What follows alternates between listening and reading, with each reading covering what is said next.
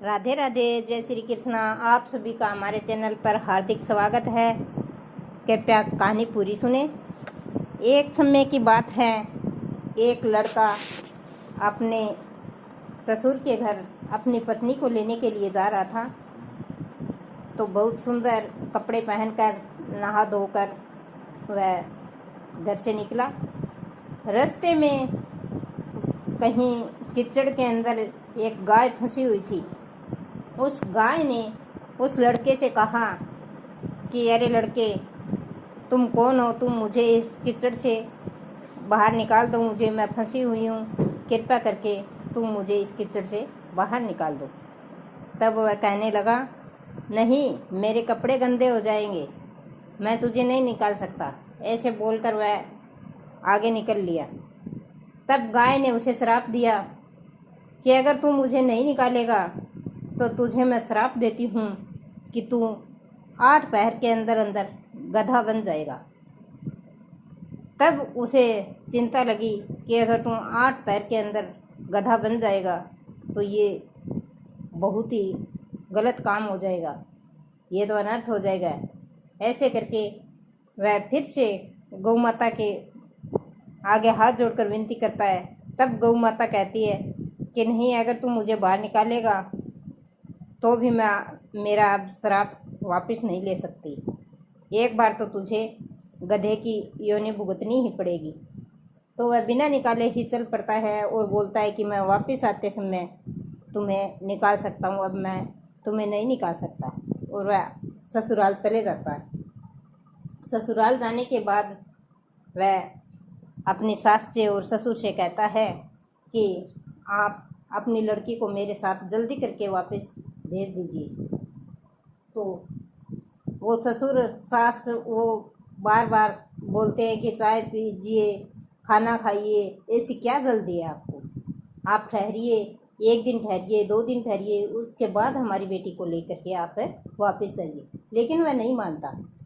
तब उसकी सालन आती है, यानी कि साले की पत्नी, वह भी विनती करती है बार बार कि आप 1 दिन या 2 दिन हमारे पास ठहरिए, उसके बाद ही मेरी ननद को लेकर जाइए। लेकिन वह नहीं मानता।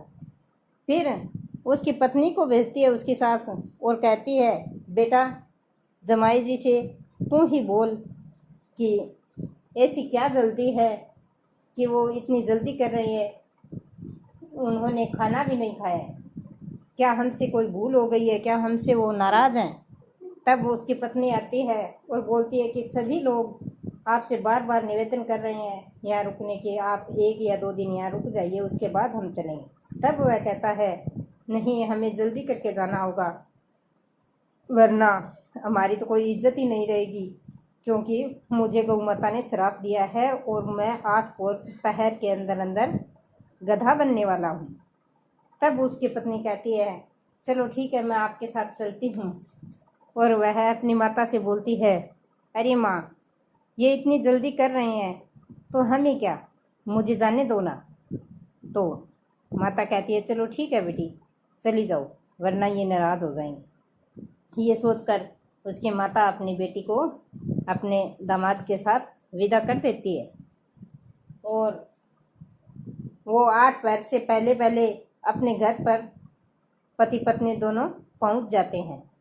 पहुंचते ही वह गधा बन जाता है।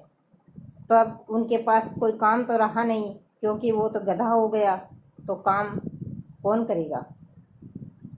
तो ऐसा सोच करके पत्नी घर से निकलती है। ऐसे सोचती है कि अब तो मुझे ही कोई काम करना पड़ेगा, और वह अपने गधे को साथ लेकर निकलती है। तो एक राजा जोड़ में खुदाई करवा रहे थे, तो उन्होंने सोचा कि मैं भी ये खुदाई में लग जाऊं तो मेरे दिन भी अच्छे निकल जाएंगे। ऐसे सोचकर उस गधे की पत्नी भी राजा के जोड़ में काम लग गई, और वह एक हाथ से तो गधे की गले में जो बांधी हुई रस्सी होती है उसको पकड़े हुए होती है, और सिर के ऊपर मिट्टी की तगारी उठाई हुई होती है। तभी कई दिन वो हो जाते हैं। ऐसे करते करते तभी एक दिन राजा देखने के लिए आते हैं कि जोहड़ की खुदाई कितनी हो गई। तब राजा देखते हैं कि ये औरत है जो गधे की रस्सी हाथ में पकड़ रही है और सिर के ऊपर ये तगारी उठाए हुए हैं।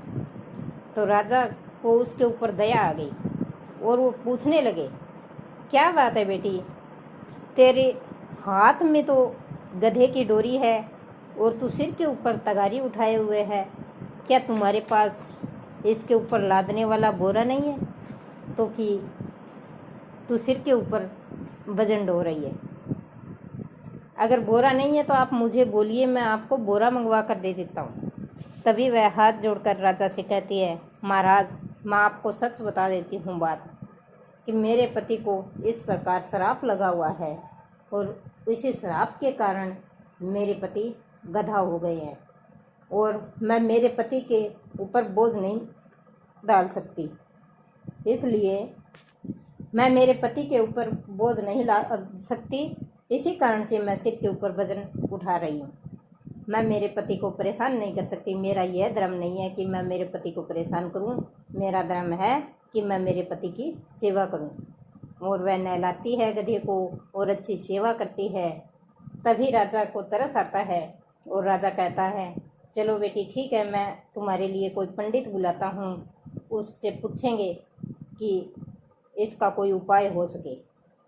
और राजा कोई बढ़िया पंडित बुलाकर पूछते हैं कि इस औरत का पति जो है गौ माता के श्राप से गधा बन गया है, तो इसका क्या उपाय हो सके कि फिर से ये आदमी बन सके। तो पंडित ने बताया, बहुत जब तब किए हुए पंडित थे, उन्होंने बताया कि महाराज, अगर कोई 101 एकादशी का व्रत किया हुआ है किसी का और वो पूरी 101 एकादशी का व्रत जो है इसी के नाम कर दे, इसी गधे के नाम अगर वो 101 एकादशी अपनी इसके नाम कर दे तो ये गधे से आदमी बन सकता है, वरना नहीं बन सकता। तो राजा ने पूरी नगरी में ढिंढोरा पिटवा दिया कि अगर किसी की 101 एकादशी की हुई है तो राजमहल में पहुंच जाएं। तो एक बुढ़िया औरत थी, उसने कहा, महाराज, मैंने 101 एकादशी की है, 101 एकादशी के व्रत मैंने किए हैं। तब महाराज कहते हैं कि हे बूढ़ी माता, आप 101 एकादशी इस गधे के नाम कर दीजिए। बेचारी ये छोटी उम्र की औरत है और ये बहुत परेशान हो चुकी है, इसका पति गधा हो गया है, आपको भी पुण्य प्राप्त होगा और इसका पति आदमी बन जाएगा फिर से, और मैं तुम्हें मुंह मांगा इनाम दूंगा अगर तुम तेरी एकादशी इस गधे के नाम कर देगी तो। तब वह औरत राजा के डर से कहती है, चलो ठीक है महाराज, मैं इस गधे के नाम 100 एकादशी कर देती हूँ, एक तो नहीं करती मैं, एक तो मेरे नाम रखूँगी ताकि मुझे मोक्ष मिल जाए। वह एक एकादशी अपने नाम रख लेती है और 100 एकादशी उस गधे के नाम कर देती है। फिर वह गधे से आदमी तो बन जाता है लेकिन उसकी पूंछ रह जाती है। यह चमत्कार देखकर राजा हैरान हो जाता है और उसे पूरा विश्वास हो जाता है कि यह चमत्कार गौमाता के श्राप से ही हुआ था, कि उसी के श्राप से ये गधा बना था और अब इसके नाम एकादशी हो गई है तो ये गधे से वापस इंसान बन चुका है। और राजा ने पूरी नगरी में ढिंढोरा पिटवा दिया कि सभी नगरी के लोगों, आप एकादशी के व्रत किया करो और अगर बाकी एकादशी नहीं कर सको तो एक निर्जला एकादशी अवश्य करना। ज्येष्ठ मास की शुक्ल पक्ष की एकादशी को निर्जला एकादशी कहा जाता है। अगर इस एकादशी का व्रत किया जाए तो बाकी 12 एकादशियों के बराबर इस एक एकादशी का पुण्य प्राप्त हो जाता है। और यह थी मेरी कहानी। और अगर आपको कहानी पसंद आई है तो लाइक करें, शेयर, सब्सक्राइब करें, बेल आइकन दबाएं।